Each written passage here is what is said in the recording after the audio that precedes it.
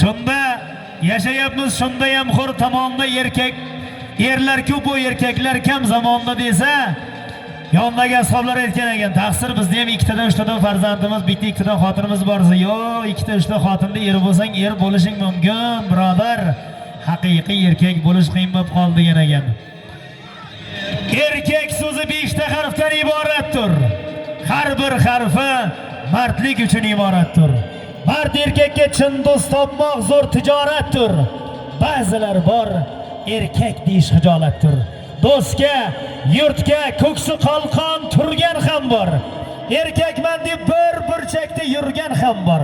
Keng bo'lsin, imkoniyati keng bo'lsin. Erkak boshi tog'lar bilan teng bo'lsin. Nomardlarga uni kuni qolgunicha eski juldur chaponlarga yeng bo'lsin. Qani keldi yuqori.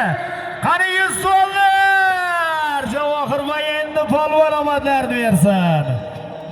Qaytadan bo'lsa ham aytib beraman akalar, bo'ldi.